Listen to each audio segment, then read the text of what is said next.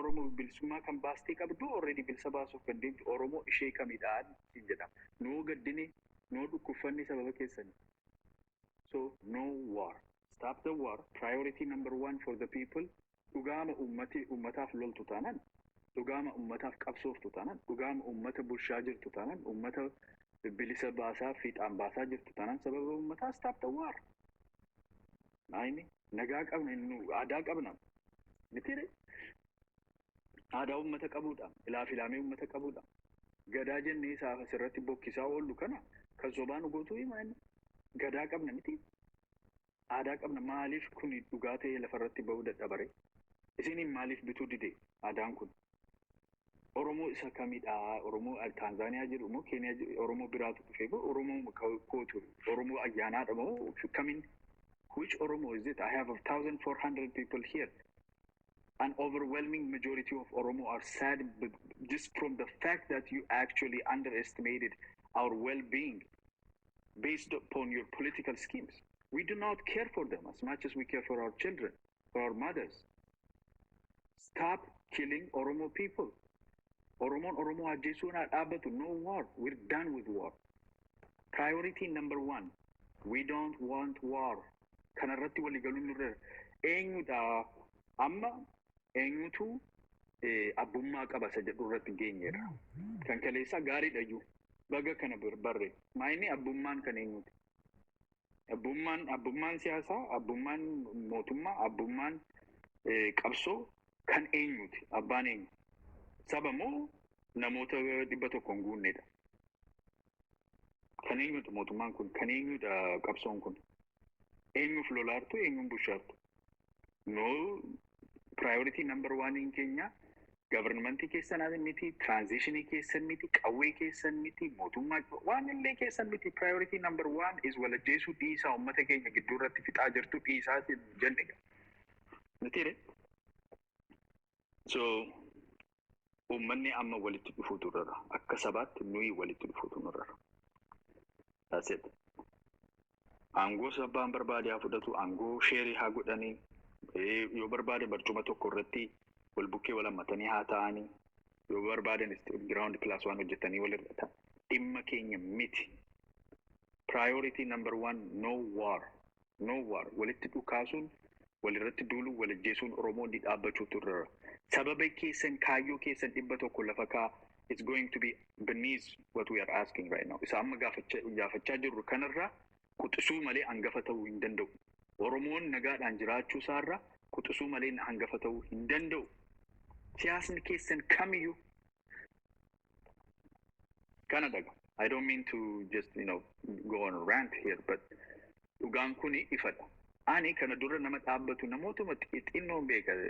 Namoota xinnoo gaafan jedhu isaanis xinnoo ta'anii lakkoofsi isaanis baay'ee bicuu kan ta'e namoota sagaduu siyaasaa kana keessatti, kultii kana keessatti PP yookiin WBOdhaaf sagaduudhaaf sammuu isaanii kan itti fayyadamuu hin barbaanne, sabaaf immoo quuqama kan hin qabne, beekumsaanis eenyummaadhaanis gadi bu'aa warra ta'an xinnoo muraasan beeka. Namoota lakkoofsaan akkas lakkaa'amuu danda'an. Sanaa achi sabni bal'aan, Oromoon guddaan, namoonni siyaasa keessatti jiran, beektootni keenya, daldaltootni keenya, abbooliin, haadholiin keenya anaa wajjin yaada kanaa wajjin walii galu. Gaaffii tokko malee stop war, no war. That's it.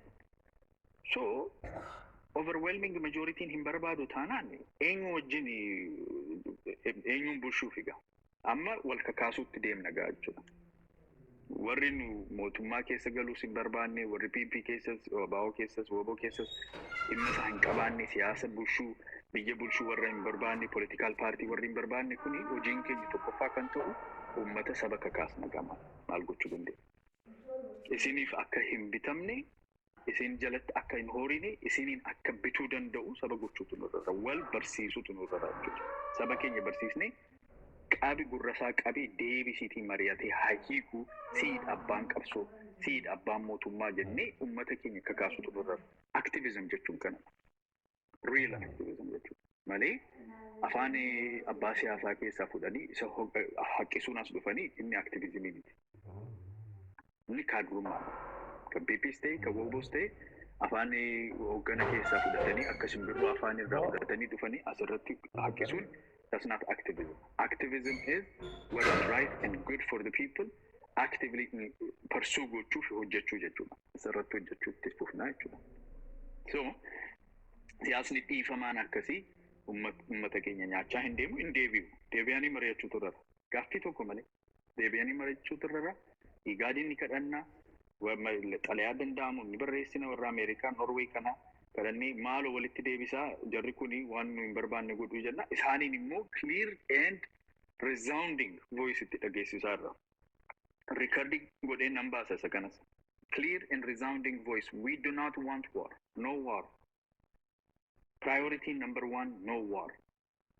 Achi booddee hiree murteeffannaa, transitional state, poolisii keessa makamuu, samiirra makamuu akka barbaadan gochuu ni dandeessu. Akka barbaada akka isinitti tole walii galtee keessan. Priority number 1, no war. Kana dhagaa. Kanarraa kana fakkaataa xinnoo ho'aa kootu jira. Ifa manaa godha. Namni tokko ati ho'iteessa arginee hin beeknu jettu. Kana caala ho'uu hin dandeenyu. Dukaana. No war, no war, no war. Kana fudhannee baana. No war. Priority. So #1, number 1, no war. Achi booddee bilisummaa, walabummaa, hiree murteeffannaa, keeyyata 39, keeyyata 1, keeyyata 5, maalii abbaan barbaade haa dhufu. Number 2, number 3 ta'ee dhufuu ni danda'a. Number 1, #1 lakkoofsa tokko, lakkoofsa tokko no war. Number 1, no war. Kanadha. Kanaan deemna.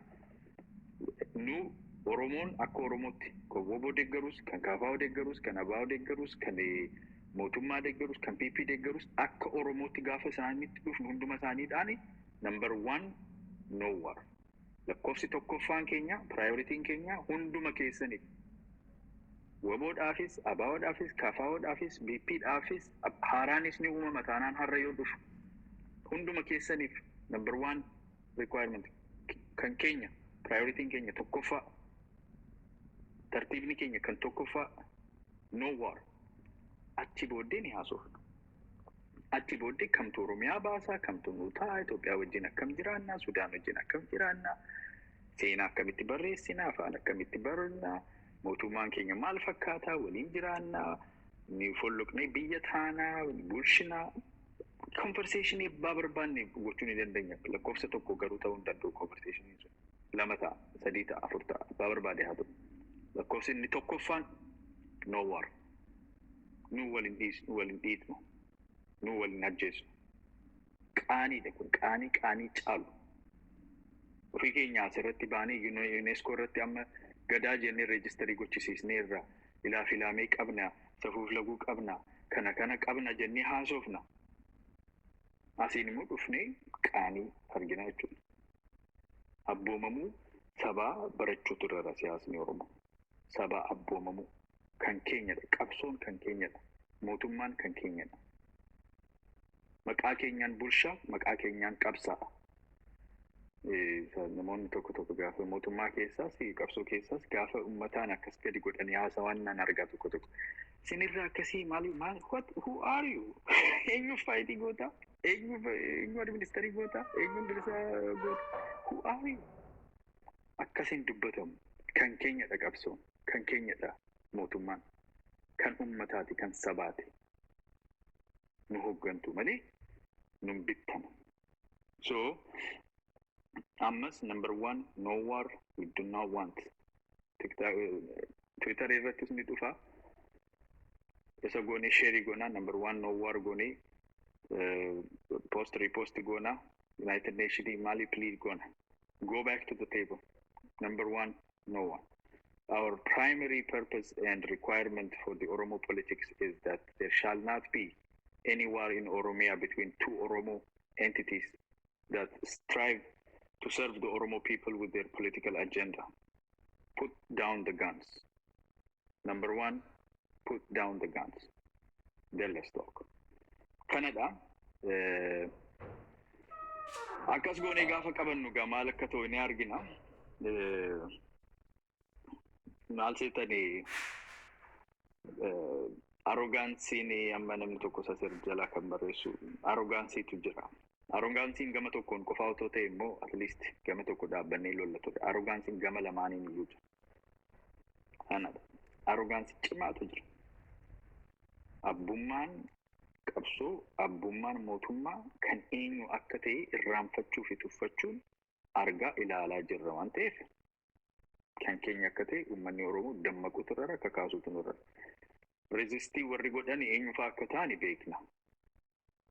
Warri waraana kana gaafa nagaadhaan iyyuu ta'anii waboo fi mootummaan gaafa ta'anii haasa'anii as keessatti oli gadi fiiganii kan ofii isaaniif rakkatanii bakka itti lixan dhabanii har'a gammadanii poostiyyuu gochaa turanii warri qaanii hin qabne jechuudha.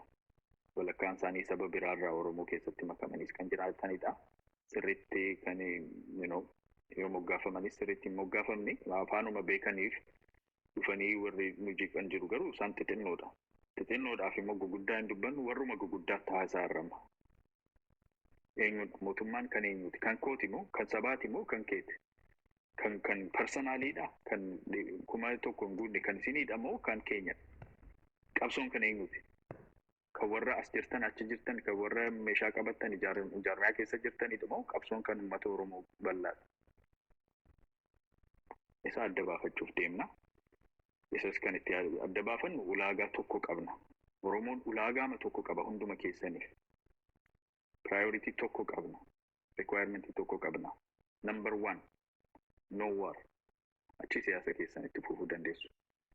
Achirratti gaafa dhufu war ishee sana nu deebistanii innaan akka barbaaddan hojjechuu, akka barbaaddan bulchuu, akka barbaaddan ni dandeenya. Tokkoffaa ishee sun garuu kan keenyadha. Nu jalaan fudhatan. No war. Sababni isaaf isin fayyisuu miti. Waboon akka hin ajjeefamnee dirooniidhaan akka hin reebamnee miti. Mootummaan kun akka hin kufnee miti. Kan keessan miti. Saba keenya dadhabne sababa keessaniif saba keenya amma dammaqneerra. Number 1, no war. Achi number 2 irratti fidi abbaa barbaadu. Kaayyoo kee fidi, maal kee fidi, siyaasa kee fidi. Borci walitti haasa'i walirraa hiiki akka gootu godhi ni dandeessa. Tokkoffaarra isa jiru sana garuu nu deebista. Kan sabaatiin, kan Oromoo guutuuti, kan siyaasaa miti. Lakkoofsa tokko, no war. Oromiyaa keessatti Oromoon Oromoo irratti siyaasaan duulee wal ajjeesee arguun barbaannusa. So dhuftanii ni hiiktu moo hin hiiktanidha. Number 1, no war. So kanarratti hojjannaa iftoominas amma tokko argachaa deemna. Isaanis I think abshaala taanaan waan akkasii gaafa dhufu tarkaanfatanii itti lixanii waan akkasii gaafa dhufu mari'achuu, haasa'uu, uummataaf iftoomina agarsiisuu, sabaaf bitamuu agarsiisuutti dhufu jechuudha. Abshaala taanaan garri lamaaniyyuu. Gowwaa taanaan garuu resistii godhu. Gowwaa taanaan garraamii taanaan akka malee kana tuffatanii resistii godhanii dhiisanii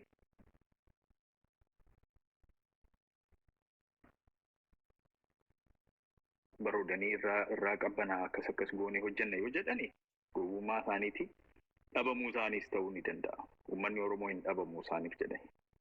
Baan barbaade. So number 1, no war. Waboodhaa maaliidhaa seexanaa nagaadhaa dhimma keeti. PPdhaa abbaa barbaade ta'e lakkoofsa tokko kan uummata Oromoo kan guutuu ta'e gaaffii guutuu keenya kan barbaannu waan tokko jira. Dhaabi lola. Lola Oromoo gidduu aan Oromoo miti jetta taanaan nutti miti eenyu akka taate beekne diinarra gaafa dullu akkamitti akka dullu immoo sitti agarsiisna. Oromoo miti jetta taanaan. Ati Oromoodha taanaan garuu Oromoodhaatis abaluun isaas Oromoodha. Afaan Oromootiin haasaa baatee guyyaa 15 wal bukkee teessee as dhuftee Oromoo ajjeesaa hin jiru. Mootummaa fi maaliitu walirratti duulaa jira. Sistemii fi isteetii maali jechuun hin danda'u. Oromoodha dhiigni isaa Oromoo ajjeesaara. Isa caalu immoo Oromoo keenya garraamii keenya nu jalaa ajjeesaa jirtu. Qotee bulaa keenya nu jalaa saamaa jirtu. So no war. Number 1, no war. Kana yaadni keenya har'a gaaxinnoo faayistii taanee dhuftee dubbichi kana fakkaatu waan ta'eef xinnoo faayistii taanee dhufne maal seete amma mariis miti garuu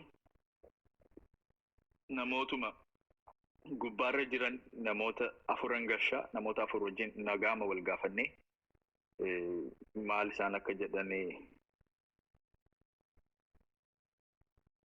isaan irraas yaada fudhadhee baalaansii nan godha taliileen gidduu kana dubartoota gashitu ati cuqqwaanyiidha jettee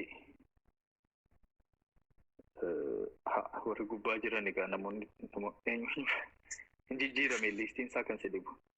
Okay, namuma 5 nama 8 godha hundumtu keenya agallu.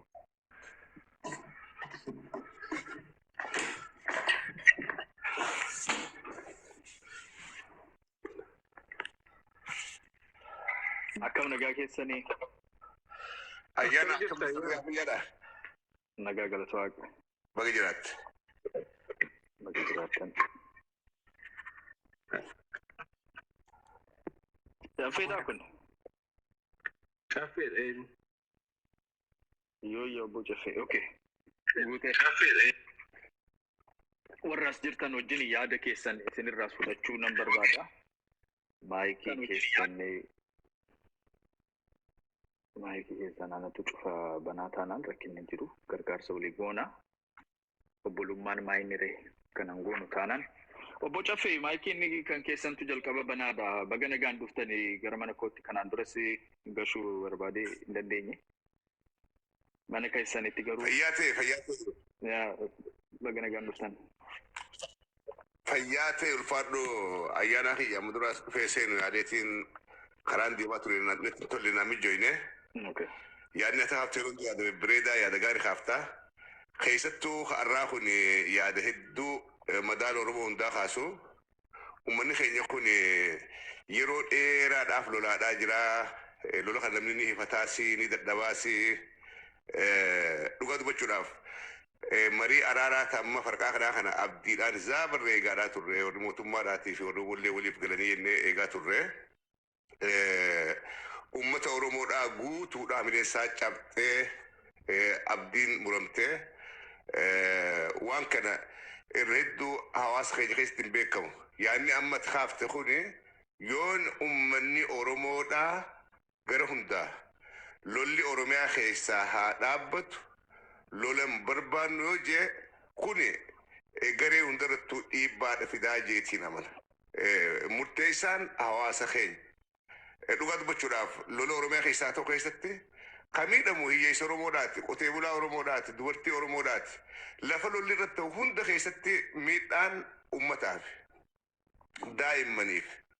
Waan kana akkamitti alagaadhaa wajjin haasoynee, alagaa wajjin fayyinee araaramnee Oromoodhaa fi Oromoo lama idduu diinni alaa seenee araarsuu dadhabee idduubaan kun waan hizaabarra hedduu nama gaddisiisu an waa hedduu jechuun barbaadu gareen lachuutu yooni ummata kanaaf kan yaadan taate yooni ummata kana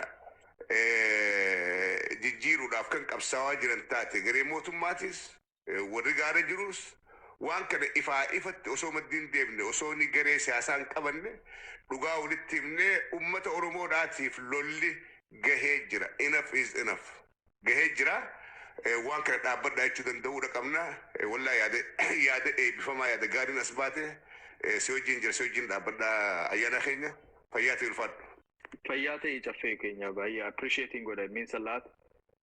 Yeah, no wajjin dhaabbadhaa sharing goona is sometimes you have to come up with sketchy yaada keenya hundumaa ibsinee lafarratti barreessuu hin dandeenyu garuu akka flagship goonee kan itti fayyadamnu isa hashtag one no war isa jedhu number one no war idha hashtagiin numberiis jedhamee hin fayyadama waan ta'eef hashtag lakkoofsa tokko no war jennee number one no war jennee isadhaan sochoofna miidiyaa irrattis Twitter irrattis duuluma goona duulli suni kan jedhu abbaa barbaade irratti hunduma irratti kan xiyyeeffateedha qaama tokko ebaluudhaan otoo hin ta'in yaaduma nagaa dhabsiisuu jedhamu hin barbaanu uummanni Oromoo ammam akka jiire akka lola kana jibbe nama lola kana deemsisuudhaaf lolli kun nu barbaachisa gaariidha jedhee yaadu akka fayyaa namni qabu akka hin jiraanne uummanni keenya guutummaa guutuutti lolli kun akka dhaabbatu akka barbaadu ifa goonee biyya lafaatti agarsiisna. Warra siyaasa hooggananii warra qabsoo keessas hooggananii kanaan immoo attentionii isaanii arganna. I think amma tokko uummata kana irraanfataniiti jibba otoo hin ta'in irraanfatanii eenyu akka ta'e irraanfatanii abbummaan qabsoo abbummaan mootummaa eenyu akka qabu irraanfatanii xinnoo hojii tuffiitu hojjetama waan ta'eef yaadachiisuufis nu tokko ta'uu akka dandeenyu despite our political views tokko taanii waan tokko diduu akka dandeenyu waanuma tokko gaafanne isaaniin kaayyoo biraan gaafanneen isheema tokkoffaan lolan barbaannu no war kana gochuu ni dandeenya. Kana irratti maatis waan bira dhaabbachuuf pledge gooteef baay'een appreciate godha waan barbaachisuun immoo reach out godha warra dhagaamtii qabdanii miidiyaa kana irrattis nu dursitanii dhuftanii yeroo dheeraa turtan wajjin ni hojjenna. Baga nagaan dhuftee gara mana koottis manuma keetii an Oromooti fayyaa ta'e ulfaadhu caffee keenya. Itti aansee Isaayyaas. Okay. Galatoomi ayyaana xabaana laachuu keetiif yaada babbareedaa kaastee yaada hunda keenya keessa jirudha. Yaada fudhatama qabudha jechuudha dhibbaan dhibbatti. Oromoon kana mormu yoo jiraate Oromoon kun hin liqimsamneef yoo jiraate an akka Oromootti otoo hin taane akka diina Oromootti ni ilaala akka mataa kootiitti. Yeroo baay'ee irra deddeebi'een dubbadha. Dhumaatiin ilmaan Oromoo boo'ichi armee keenyaa boo'ichi Oromiyaa akka tapha kubbaa miillaatti Arsenaaliif Maanchister miti dhaabatamee gamanaa gamanatti kan harkifamu miti. Irra deddeebi'een dubbadha yeroo baay'ee waan kana nurraa haa dhaabanii Jaalmaroon osoo hin dhalatiin Abiyyi Ahmed osoo hin dhalatiin Shimallis Abdiisaa osoo hin dhalatiin dura Abaawwan utuu hin uumamiin dura ilmaan Oromoo nagaadhaan jiraataa ture. Biyyi Oromiyaa jedhamtu kun akka kanatti ijaaramtee darbuu haa baattu iyyuu malee Oromoon ijaarsa aadaa isaatiin of jiraachisaati ture. Utuu isaan hin jiraatiin Oromoon jira. Isaantu fide miti. Bilisummaadha jedhanii yaada lamaan isaanii ati kaasteetta bal'inaan. Yaada dhaaba karaa PP yookaan biltsiginnaadhaan deemnu olaalle yaada haaraa fudhatanii deemu. Yaaduma kana dura baratame yaaduma goonsaa aangootti kennanii jara meeshaa hiiksisuu karaa biltsiginnaa karaa abaawoo sootee akkuma kana dura jedhamaa ture. Bosona Oromiyaa keessaan bineensa Oromoo Oromiyaan bilisoomtu taanaan bineensa Oromoon bilisummaa baasaa jedhanii yaada haaraa fudhatanii deemu. Oromoon baay'ee gadda kanatti baay'ee qaanofneera. Hamilee keenyas cabsaniiru. Ammas ilmaan Oromoo harmeen Oromoo saanduqa haaraa akka bitattuuf awwaajii labsanii ba'aniiru. Karaa mootummaa sootee karaa warra abaawoo sootee baay'ee gaddina karaa kana. Nuyi biyyi keenya nagaa barbaaddi. Nagaadhaan beekamna ture. Nagaa ture inni mallattoon keenya. Har'a garuu warra qaanii taanee warra kolfaa taanee warra boo'ichaa taanee warra wal nyaattu akka bineensaa baay'ee gaddina. Kanaafuu lamaan isaanii aangoo isaanii akkuma sila kaaste wanta barbaadan achitti fixachuu danda'u Oromoof armii Oromoo irraa waraannaa dhaabatu. Bilisummaa isaan jedhanis biltsiginnaa isaan jedhanis hin barbaachisu ilmaan Oromootiif dur haa jiraattu. Oromoon nagaan ba'ee haa galu. Kana kan hundi keenya gochuu qabnu tokko hundi keenya wal faana dhaabachuu kan qabnu. Kanarratti yaada mormaa addaa qaba yoo ta'e an akka isaaniin addatti ni ilaalu kana yeroon jedhu dhaaba isa tokkorra goree kanas sirriidha jechuuf miti. Ammaaf nagaa barbaanna waan ta'eef hundi keenya kanarratti gumaacha haa goonu. Gurri qabu kanaa dhaggeeffatu jechuumaa fi galatoomaa. Fayyaa ta'e Isaayyaas baay'ee wanta gaarii dubbatte. Thank you very much. Fayyaa ta'e I appreciate it. Jiji. Har'a Oromiffaan haasofta gaa.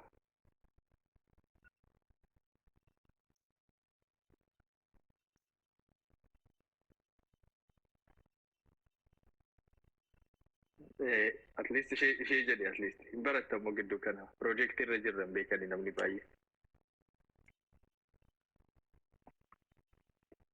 ድምጽ አይሰማም። እኔም ብቻ ነው ወይስ የጂጂ ስም ድምጽ አይሰማም? Chaltiyyeen inni sammaanya. Ay, Sagalee godadhaa hin dhaga'amtu jechuudha. Kan koo hin dhaga'ama. Anke nagama Gigi microphone on and off argue. On and off argue. I On summon. and off.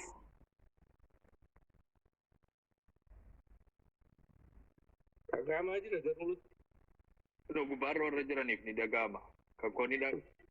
Okay, amma ni dhaga'ama. Sagaleen jijjiin dhufeera. No, injiru. Ananu natin nagamu by the way. Okay, ati representii gochuu dandeessa. No, I can't. እንትኑን ባይዘ አፑን ክሊክ ማድረግ ትችያለሽ። ከመውጣት ይልቅ ግን ወጥተሽን መግባት ትችያለሽ። ችግር የለም። ላይክ ዝጊውና የራሱን ላይክ ቲክታክ አፑ የምትከፍችበት አለ አይደለ?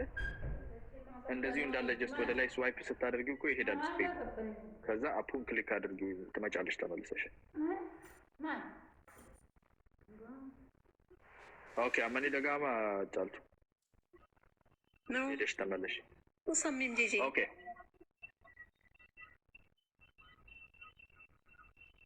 ውይ አስገባኝ ቁጥር የለውም እኮ እስቲ ቢፍቱን እናያለን የት እንዳለች ግን እኔማ በቃ ያስገባኝ ነገር በጣም የሚያማዝ ነው ዋንት ትገደቱ እኮ ከነዳ ነሞተ ባየ ከሽ እንደው ኦኬ ኦኬ አይ ታ ኔ ሮቄራስ ኢንትሩ አንተ ነሞተ ባየ ትጅራ አትሊስት ለማዩ እንደበሌዳ ከናራ ነሞቱ መሰደት ወጅን እንደበርሱ በርባዳ አዋሽ ትፉፍ ነው አመጂጂ እንደብትት Warshaa warra dubbatan. Caaltuu dubbata. Adde caaltu. Ani shamara ta'uu kulleen beeku garuu isheen shamara ta'e nan dubbadha. Afaan Amaariffaan moo afaan Oromootiin haasaa turtanii? Afaan Oromootiin haasofta malee giftii gootimma. Afaan Amaariffaan haasaa turtan fakkaate ayyaana. No. Jijjiidhaaf jenneeti. Okay. Akkam multanii akkam bultanii maan Oromoo. Yaa nutti dhagahameera. Just but ani akkuma sabaattan dubbadha makka nama tokkotti akka caaltuttan dubbadha. Namni tokko maal jedheen gadda beektaa afaan Amaariffaa asirrattan argee he said namni ijoollee isaa dhaqee lolatti ergatu jira biyya alaa taa'ee jedhe. None of us do that.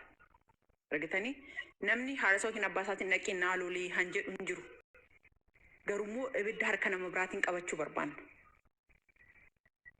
Namoonni baay'een lolli kun ittaaf foolii jettan itti fufee maal fida dhumarratti nageenyumaan araarama dhufa miti. Plus lafti Oromiyaa jechaadha hundumtaan walool Oromiyaa irratti akka ta'e hin irraanfatina. Ilmaan Oromoo hundumtuu iddoo Oromoo hundumtuu hin deeggara. Bitaa mirgoo jettan lolli wanta albuuda Oromiyaa irra jiruu fi wanta Itoophiyaas Oromiyaa irratti dhaabatteefu Oromiyaan akka Oromoo. Was it? It's okay. Okay. Akka Oromoon dhumu asirratti barbaadamaa jechaadha. That's what they really want. Eenyumtu akka Oromoon wal fixee lafarraa badu barbaada jechaadha. Kana deeggara eenyumtu asiin achi ka'ee jechaadha. Reyaalitiin lafa jiru garuu Oromoon lafarraa dhume eenyuun bushinaa jedhanii of gaafachuu qabu jechaadha. So sabni Oromoo kun hoo ta'uu baate without war karaa biraan itti falmatu warra beekoon keenya gadi ba'anii waa biraan nuuf falan malee lafarraa dhumuu hin qabnu nuti. Haati Oromoo boo'ichi ishii ga'e dadhabne warra gabarmantii deeggartanis please sabarra dhaabbadhaatii haasa'a garee hunda kanuman jedha beekumsaaf miti kuni waan rakkanneef kan iyyina galgalaa ganama warri waboo deeggarrus karma tokkotti dhaabannee jechaadha karaa sabarra namni sabarra harka qabee hin jiru yeroo ammaa dhugaa dubbachuudhaaf karaa mirgaa bita Oromoodhumatu du'aa jira lafa dhiigaa ta'aa jirtu Oromoon kana caalachaadha maallu wayya jedhaatii ta'aatii waan nu wayyu nuuf fidaan nuuf alaa duuni nuuf gonkuma bilisummaaf nuuf hin ta'u gonkuma furmaatas nuuf hin ta'u dhumne mar'anne gadoonni barumaan hundaan dhufus nu ajjeesa nuti satmarratti wal ajjeefne akkam taagaa dhumtinsa Oromoo lafarraa dhumaa jira rabbi ani ayyaana lakkoofsa Oromoo lafarraa hir'isanii akkuma biyya alaatti kana dhiira Oromoo lafarraa fixan kan dhiirri Oromoo dhumee booda jira miti yeroo dubartiin Oromoo akkuma garbummaan ijoollee abbaan qabne akka guddatte garatti deemtullee hin qabdu rakkina akkasii dhufanatti fakkaatan dhugaa rabbi akka sodaachan jiran dhiirri keenya dhumee abbaa malee dhalatte ijoolleen abbaa malee dhalatte immoo gaayidaansii hin qabdu. Biyya alaattillee kana godhu garbummaan kana fidde akka akkasitti garbumni waan deemaa jiranitti fakkaata of sirreessaa waliin haasa'a warri barattan warri beekumsa qabdan please kanarratti nu hojjedha dhumarratti nageenyumaan dhuma wanti kun galatoomi ayyaana kiyya baay'een gaddee jabaadha. No, it's okay. Naan baay'ee gaddineerra hundumtuu keenya garuu gadda keenya transform goonee itti deemna. Gaddi akka qabaat nam tokko aariis gaddassi qabannee hadhoofnee itti hojjanna kana gadda keenya kana callumannee isa imimmaanti dhangalaasnu qofaa otoo hin ta'in sassaabnee gadda kana enerjii biraatti jijjiirra gara enerjii lola ummata keenya irraa har'aaf qofaa otoo hin ta'in gara fuulduraattis itti dhaabnu akka aadaa goonee kan qabannu aadaa siyaasaa qabna. Oromoon waan tokko gaafata ishee jalqaba number 1 no war isatti aansee siyaasa barbaadu deemsisuu ni dandeessa garuu akkuma seera siyaasaatti Oromoon no warii qaba. No warii kana dhumarratti gara seera keenya keessatti iyyuu tumsinee deemna. Akkas gochuu iyyuu ni yaalla. Ammaaf akka sochiitti deemsisna. No war is going to be part of Oromo politics. Aadaama haaraa, aadaama jiraataa goonee of keessatti tumsina waan ta'eef ittuma hojjannee deemna. Enerjii anis aareedha. Baay'ee aaree gaddee garuu gadda koo maalan itti godha. Akka ijoollee xinnoon bu'aa mammaan baasee bo'oonis waanuma jiruudhaaf listi reliifii nama godha garuu maalan itti godha. Gaddi koo kun enerjiidha. Enerjii sana sassaabee saba kootiif waan gaarii tokko keessaan baasa waan ta'eef gadda keessan calluma jettanii arrabaanis dubbiidhaanis boo'ichaan maaliidhaanis hin baasina. Gadda keessan qabadhaatii cuunfinee gadda kana jijjiirama saba keenyaaf bara baraaf jijjiirama garatti fidnu. Siyaasni keenya deebi'ee ijoolleen keenya sababa itti baasanii sababa tokko sababa siyaasaatiin kan itti waliin ajjeesne kana tumsuu fi itti hojjanna akka sabaatti. Abbaan siyaasaa tokko dhufee yookiin abbaan qabsoo tokko dhufee kana nu dhaabuu hin danda'u. Nuyitu akka sabaa dhaabuu danda'a. Sanarratti akka hojjennuun barbaada. Hojjechaas jirra walii jalqabneerra waan ta'eef jabaadhaa baay'ee na jajjabeessaa jirtu wal jajjabeessaa irraa kanuma goona. Aarii keenya kana gara hojiitti jijjiirraa gara xiiqiitti jijjiirraa. Xiiqiin immoo gaafa xiiqii immoo akka Oromoon jiru waan ta'eef kanuma irratti hojjenna waan ta'eef jabaadhaa. Namoota baay'ee kan hin galchine warruma asirra jiran taa'i hin bu'in kana turuu hin danda'u waan ta'eef namootni as jirtan gaafa fedhan bu'uun isin irratti hin jiru. Isinuma waliin yaada keessan isin irraa fudhadhee nin goolabaa because namoota wajjin as taa'ee guyyaa tokko maalan godhaa baay'een kan gaddu namoonni baay'een dhufanii harka baasanii na wajjin bareechuuf as dhufanii yaada babbareedaa namoota qaban yaada ciccimaa warri qabanii tokko beekuu dadhabuurraa liistiinis immoo algooriizimiin isiniin faa warri lakkoofsa foloorii baay'ee qabdan ol naa baasa waan ta'e isinumaa nam piikii godha. Namni baay'ee dhufee ruumii kana keessatti hirmaachuudhaaf hiree argachaa hin jiru waan ta'eef gaaf tokko akkuma nama biraa namoonni biraa sa'aatii 3 sa'aatii 6 sa'aatii maal fa'aa taa'u. Guyyaa tokko snaakii koo fudhadhee dhufee asuma isinii wajjin taa'ee dhugaa eeyyama hojiirraas fudhadhee taa'ee mariima akkas gaafa goonu ruumii bareedaa tooppikii bareedaa irratti goona akkasuma gashaan nama maaliif dhibban ta'u nama baay'ee wajjin mari'achuun barbaada namoota haaraas barachuun barbaada. Ammaaf garuu Thanksgiving booriidha gaa tarkii kanan affeela waan ta'eef anis hojiin qabaa hojiirrattis hin baane mee riippoortii tokko jireenya keessaa waan qaba waan ta'eef meeseejii makana isinii wajjin walitti mari'adhee yaada keessan immoo amma tokko xinnoo si yoo taate isin harkaa fudhadhee gamuma sana deemuun barbaada waan ta'eef asuma irratti taa'aa turaa warri jirtanii yoo dandeessan fayyaa ta'e caaltu koo Isaayyaasis caffeenis meeyonaatti warri dubbattan fayyaa ta'a jijjiin deebitee dhufteetti. Oromiffaan malee naasa'u jettee rakkistaa irratti muumee itti fufee. እንዴት ዋላችሁ? ይሰማል አሁንስ ድምጼ? ይሰማል ልጄ። ኦኬ አያና እኔ ለየት ያለ አመለካከት ነው ያለኝ እዚህ ጋራ እንዳትቆጣ ድምጼንም እንትን እንዳትል ማለት ድምጼ እንዳይደበቅ እንዳይቆረጥ ኤዲት እንዳይደረግ ለማለት ነው። ቅድም አንተ ስትናገርም የሰማኋቸው ይገቡኛሉ ያልገቡኝም አሉ። ያው የተወሰነው ፐርሰንት እንግዲህ ገብቶኛል ብዬ ነው የማስበው። እንግዲህ ይህንን ነገር የምንናገረው ከሁለቱም የወጡትን መግለጫ አይቼ ነው። እሱም በተለይ ከመንግስት አካል የወጣው መግለጫ በጣም ትንሽ የሚያስከፋ ትንሽ የሚያበሳጭ ነው እና ያንን በተመለከተ ነው ደግሞ ከአንተ አባባልም ደግሞ ተነስቼ ኦሮሞ አዳ አለው ኦሮሞ የራሱ ስርዓት አለው እና ኖ ዋር እያለን ሁላችንም ትዊተር ላይም የተለያዩ ፔጆች ላይም እንትን እንበል ነው እያልክ ያለኸው። ይሄ ነገር ኢስቱሌት በጣም ሶሽ ቤት እንትን ነው በጣም ዘግይቷል ብዬ ነው የምለው። ምክንያቱም በእርግጥ ተስፋ ቋጥረን ይዘህ የመጣኸው ተስፋን ማውጣት አልፈልግም፣ ግን የምንሰማቸው ነገሮች በተለይ ከስርዓቱ የምንሰማቸው ነገሮች የሚጻፉት ነገሮች ትንሽ እንዳልኩ የሚያስከፉ ናቸው። ሁለተኛ ነገር ደግሞ ለድርድር የሚያህል ጊዜ ትልቅ ነገር ነው የተደረገው። ሁላችንም ከሁለቱ አካል ሆነን ግፊት እያደረግን ነበረ፣ ግን ብልጽግና የተቀበለው ነገር የለም። ከዚህ በኋላ ብልጽግናም ደግሞ ይህንን ተቃዋሚው የኦሮሞን ጥቅም ይዘው መስዋዕት እያደረጉ እየታገሉ ያሉትን ወንድሞቻችንን አልቀበልም ነው ያለው በደፈናው። ስለዚህ እዚህ ጋራ ምንድነው መደረግ ያለበት?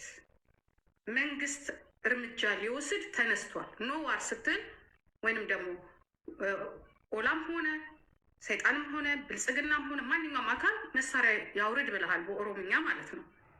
ተደብደቡ ነው፣ ተቀጥቀጡ ነው፣ ዝም በሉ ነው፣ ራሳችሁን አትከላከሉ ነው። ምክንያቱም እኛ እንደምናስበው አይደለም። እንግዲህ በቀደም ዕለት ነበርክ እንትና ጃል መሮ ሲናገር ማለት ነው። ዛሬ ትላንትና 500 አይደለንም ብዙ ነን፣ የቀን ወጪያችንም እንደዚህ ነው ብሏል። እኛ በምንለው የሚቆም አይመስለኝም። ሲመጡብን ደግሞ ዝም አንልም። ምክንያቱም ዝም የማያስብል ነገር ነው እየተደረገ ያለው።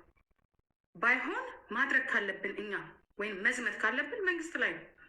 መንግስትን ማስገደድ ነው ያለብን እንጂ ተቃዋሚን አይደለም፣ ወይንም ደግሞ የህዝብን ጥያቄ ይዞ የወጣውን አይደለም። ምክንያቱም ህዝባችን እያለቀ ነው። አያና ህዝባችን ጥያቄ ግን አለኝ ላንቺ። ችግር የለውም። እኔ ማነኝ እንኳን ያንቺን የቴን ሀሳብ አይደለም ነው። ቆይ እንኳን ያንቺን የቴን ሀሳብ አይደለም ነው። ቆይ የተናገርሻቸው ነገሮች ኦልሬዲ ኮንክሉሲቭ የሆነ ነገር ያለቀ የተጠነቀቀ አድርገሽ ነው ተናግረሽ የምታልፊው እና ውስጣቸው ግን ጥሬ የሆኑ ነገሮች ስላሉ ላውጣና ላሳይሽ።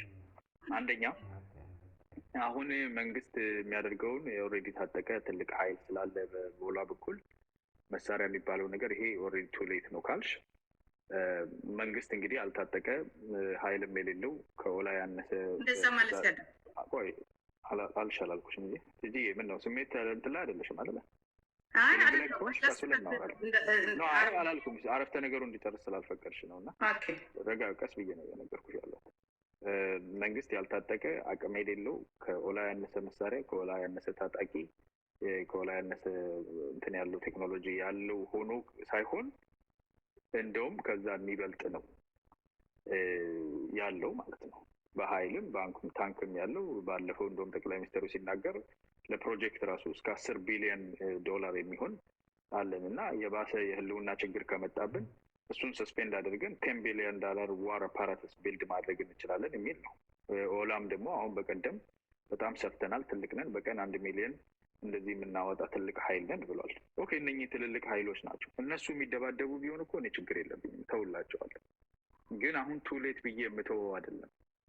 እኔ እነሱ መደባደባቸውን እኮ አይደለም። እነሱ እንደው ቦክስ ሜዳ ገብቶ ሌላ ቦታ ሄደው የሚዋጉ ቢሆን ችግር የለም። ህዝብ ያልቅብናል በመሀል። ህዝብ አለቀ በመሀል። ህዝቡ ጦርነት አይፈልግም። ህዝቡ ጦርነት አይፈልግም ማለት ኖ ዋር ሲባል እኮ ወቦ ኖ ዋር አያደርግና መንግስት ደግሞ ዋር ያደርግ ማለት አይደለም።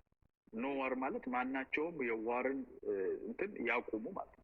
ዊ ዶንት ዋንት ዋር ነው፣ ጦርነት ነው አንፈልግም ያለው እንጂ እንትና ይሄንን ይፍታ እንትና ይሄንን ይስጥ በዚህ ይደራደሩ ምናምን ሁለተኛ ሶስተኛ አራተኛ ፖለቲካ ነው። ከዛ ያለፈ ነው፣ የድርድር አካል ነው። ግን የኛ የመጀመሪያ ፍላጎት ጦርነት አንፈልግም። የኛ ፍላጎት ይከበራል ወይስ አይከበርም ነው። the litmus test is in the liquid። the litmus paper አስገብተናል። ምንድነው የኛ ፍላጎት ለነሱ ምን ያህል ነው ዋጋው ነው ትልቁ ነገር እየተነጋገርኩ ነበር። የኦሮሞ ህዝብ ፍላጎት ኦቨርዌልሚንግሊ ጦርነት አንፈልግም። በኦቦ ፖለቲካ የስራ ነጻ ያወጣ የኦሮሞን ህዝብ በራሱ የመተዳደር ይሄ ሁሉ ያደርግ መንግስት ያስተዳደር ኦልሬዲ ነጻ ወጥተናል ይበል የፈለገው ይሁን። at the end of the day ግን ይሄን ሁሉ ጦርነት በመሳሪያ እንዳይከናወን መሳሪያ ሲነሳ ነገ ደግሞ ዛሬ መሳሪያማ መቆም አይችልም ይቀጥል የሚሉ ሰዎች ነገ የሰው ሬሳ ይዘው መጥተው እዚህ አናላቀስም ከእናንተ ጋር አናለቅስም እያለ